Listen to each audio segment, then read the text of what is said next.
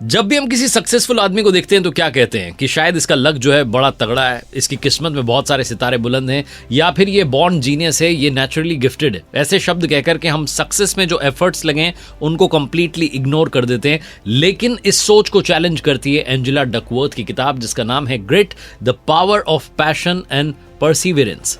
ये जो किताब है इसको डिकोड करते हैं। इस छोटे से वीडियो में इस किताब का सारा सार आप तक पहुंचाता हूं। एंजेला डकवर्थ ने जब ये किताब लिखी तो वो कहती हैं कि सक्सेसफुल वो लोग होते हैं जो मुश्किल समय में भी लगातार टिके होते हैं।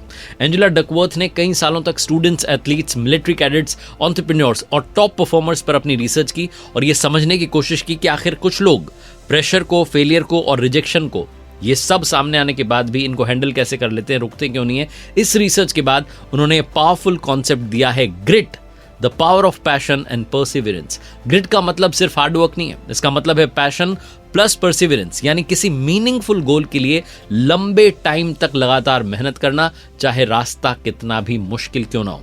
ये किताब उन लोगों को जरूर पढ़नी चाहिए जो लाइफ में जल्दी डिमोटिवेट हो जाते हैं, जो कंसिस्टेंसी मेंटेन नहीं कर पाते, जिनके लक्ष्य बहुत बड़े हैं लेकिन डिसिप्लिन, अनुशासन बहुत कमजोर है, जो फेलियर्स के बाद खुद पर डाउट करने लगते हैं।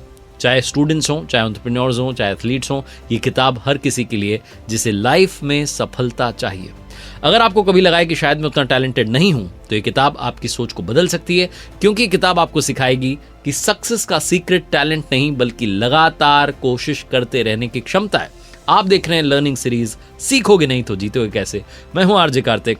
बात करते हैं 5 learnings from this book, 5 takeaways from grit, the power of passion and perseverance. तो इस किताब का पहला टेक अवे है कि टैलेंट तो इंपॉर्टेंट है लेकिन एफर्ट उससे भी कहीं ज्यादा पावरफुल है। हम सब ने जिंदगी में लाइन जरूर सुनी होगी, hard work beats the talent, लेकिन सच ये कि हम इस बात को पूरी तरीके से समझ नहीं पाते। जब कोई इंसान नेचुरली टैलेंटेड दिखता है तो हम ऑटोमेटिकली अज्यूम कर लेते हैं कि तो हमसे आगे जाएगा, और जब हम खुद फेल होते हैं तो हम एफर्ट बढ़ाने की जगह अपनी एबिलिटी पर डाउट करना शुरू कर देते हैं। एंजेला डकवर्थ इस किताब में कहती हैं कि सोसाइटी टैलेंट को बहुत ज्यादा ग्लोरीफाई कर रही है। लोग मेहनत करने वालों की तारीफ तो करते हैं लेकिन अंदर ही अंदर नेचुरली गिफ्टेड जो लोग हैं उनसे ज्यादा प्रभावित होते हैं, जबकि रियलिटी बिल्कुल अलग है। उन्होंने अपनी रिसर्च में पाया कि लॉन्ग टर्म अचीवमेंट में एफर्ट की जो रोल है वो टैलेंट से कहीं ज्यादा होती है। उन्होंने सक्सेस को समझाने के लिए एक सिंपल फॉर्मूला दिया, talent multiply by effort is equals to skill, skill multiply by effort is equals to achievement. ये जो फॉर्मूला है बताता है कि टैलेंट सिर्फ आपकी शुरुआत तय करता है लेकिन एफर्ट जो है 2 बार काम करता है। पहला एफर्ट जो आपकी स्किल को बनाएगा और फिर वही एफर्ट उस स्किल को अचीवमेंट में चेंज करेगा। यही कारण है कि कई बार एवरेज स्टूडेंट्स लाइफ में बहुत आगे निकल जाते हैं जबकि नेचुरली इंटेलिजेंट लोग जो हैं वो थोड़ा पीछे रह जाते हैं, क्योंकि इंटेलिजेंस पोटेंशियल दे सकती है लेकिन कंसिस्टेंट एक्शन ही रिजल्ट देता है।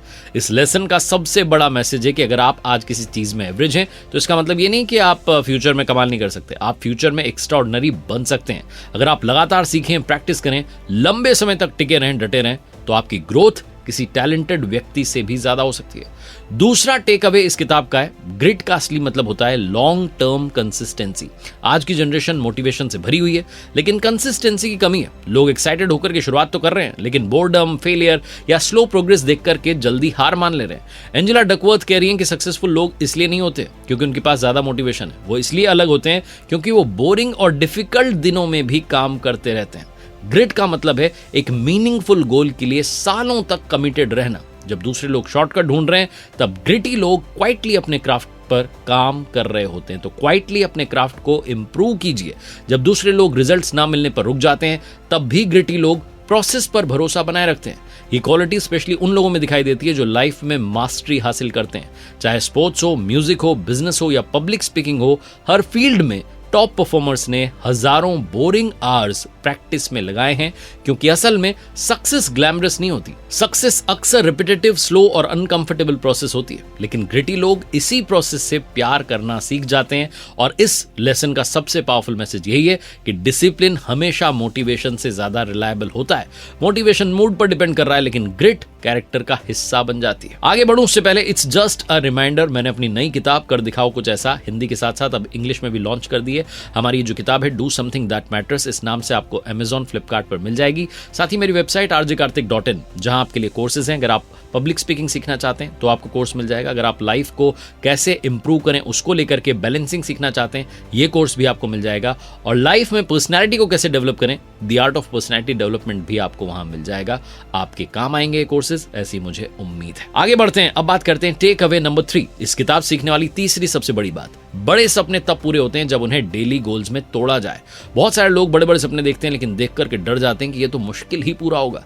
उन्हें लगता है कि गोल ही इतना बड़ा है कि शायद कभी अचीव नहीं होगा। यही कारण है कि कई लोग शुरुआत करने से पहले ही मेंटली हार मान रहे हैं। एंजेला डकवर्थ कहती हैं कि लॉन्ग टर्म मोटिवेशन बनाए रखने के लिए दोनों चीजें आवश्यक हैं, एक तो बड़ा विजन हो और छोटे डेली गोल्स हो। अगर आपके पास सिर्फ बड़ा सपना होगा तो आप ओवरवेल्म हो जाएंगे, और अगर आप सिर्फ छोटे टास्क करेंगे तो लाइफ में डायरेक्शन नहीं पाएंगे। इसलिए सक्सेसफुल लोग क्या करते हैं, दोनों चीजों को कंबाइन करते हैं। मान लीजिए किसी का सपना सक्सेसफुल स्पीकर बनना है, तो अगर वो सिर्फ फ्यूचर फेम के बारे में सोचता रहेगा तो प्रेशर फील करेगा। लेकिन अगर वो रोजाना सिर्फ 20 मिनट स्पीकिंग प्रैक्टिस पर फोकस करेगा तो धीरे धीरे कॉन्फिडेंस और मास्टरी डेवलप होने लगेगी। यही प्रिंसिपल हर फील्ड में अप्लाई होता है। डेली हैबिट्स छोटी लगती हैं लेकिन सालों के बाद में वही हैबिट्स आपकी आइडेंटिटी बन जाती हैं। एंजेला डकवर्थ इस किताब में गोल हिरार्की की बात करती हैं। उनके अनुसार हर छोटे गोल को किसी बड़े पर्पस से जुड़ा होना चाहिए। जब आपके डेली एक्शंस किसी मीनिंगफुल विजन से कनेक्टेड होते हैं तब कंसिस्टेंसी मेंटेन करना आसान हो जाता है। इस लेसन का सबसे बड़ा मैसेज है कि एक्स्ट्राऑर्डिनरी लाइफ अचानक नहीं बनती है, वो छोटे छोटे डिसिप्लिन्ड एक्शंस का रिजल्ट होती है जिन्हें लोग हर दिन रिपीट करते हैं।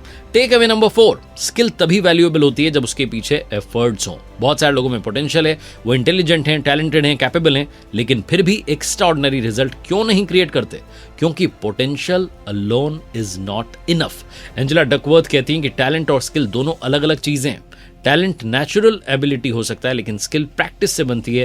उन्होंने स्किल और अचीवमेंट को एक्सप्लेन करने के लिए 2 इक्वेशंस दी हैं जिनके बारे में मैंने आपको पहले ही बताया। टैलेंट को अगर आप एफर्ट से मल्टीप्लाई करते हैं तो स्किल बनती है, और स्किल को जब आप एफर्ट से मल्टीप्लाई करते हैं तो अचीवमेंट बनता है। इसका मतलब है कि एफर्ट हर स्टेज पर जरूरी है। अगर आप टैलेंटेड हैं लेकिन मेहनत नहीं कर रहे हैं तो आपकी एबिलिटी सिर्फ पोटेंशियल बनकर रह जाएगी कि हाँ पोटेंशियल तो था, कमाल नहीं कर पाया। लेकिन अगर आप लगातार प्रैक्टिस कर रहे हैं तो धीरे धीरे आपकी स्किल इतनी स्ट्रांग हो जाएगी कि एक्स्ट्राऑर्डिनरी अचीवमेंट में वो बदल जाएगी। यही कारण है कि कई बार लाइफ में सबसे सक्सेसफुल लोग वही बनते हैं जिन्हें शुरुआत में अंडर एस्टिमेट किया गया था, क्योंकि उन्होंने खुद को इंप्रूव करना कभी बंद ही नहीं किया। इस लेसन का मैसेज बहुत प्रैक्टिकल है। आपको परफेक्ट होने की जरूरत नहीं है, आपको सिर्फ इतना करना है कि आप इंप्रूव करते रहें, करते रहें, करते रहें। टेक अवे नंबर 5, सीखने वाली 5वीं सबसे बड़ी बात वो ये है कि होप और सेल्फ बिलीफ ही आपको फेलियर्स के बाद उठाते हैं। लाइफ में सबसे मुश्किल चीज गिरना नहीं होती, गिरने के बाद उठना होती है। फेलियर के बाद खुद पर भरोसा बनाए रखना होती है। कई सारे लोग 1-2 सेटबैक्स के बाद में इंटरनली टूट जाते हैं, सोचते हैं शायद मैं कैपेबल नहीं हूं, मुझे में टैलेंट नहीं है, मैं सक्सेसफुल नहीं हो पाऊंगा। लेकिन ग्रिटी लोग अलग तरीके से सोचते हैं। वो फेलियर्स को फाइनल डिसीजन नहीं मानते हैं, वो उन्हें लर्निंग प्रोसेस का हिस्सा मानते हैं। एंजेला डकवर्थ के अनुसार होप यानी उम्मीद ग्रिट का बहुत इंपॉर्टेंट कंपोनेंट है। होप का मतलब सिर्फ पॉजिटिव थिंकिंग नहीं है, इसका मतलब है कि आप एफर्ट और लर्निंग के जरिए खुद को इंप्रूव करें। जब ग्रिटी लोग फेल होते हैं तो खुद से कहते हैं कि अभी नहीं कर पाया लेकिन कर लूंगा, सीख रहा हूं। यही माइंडसेट उन्हें बाकी लोगों से अलग बनाता है। वो विक्टिम माइंडसेट में नहीं फंसते, लाइफ को अनफेयर मान करके रुकते नहीं है। तो इस लेसन का सबसे बड़ा मैसेज यही है कि जिंदगी में जीत अक्सर उन लोगों की होती है जो हारने के बाद भी खुद को एक और चांस देते हैं, एक और मौका देते हैं।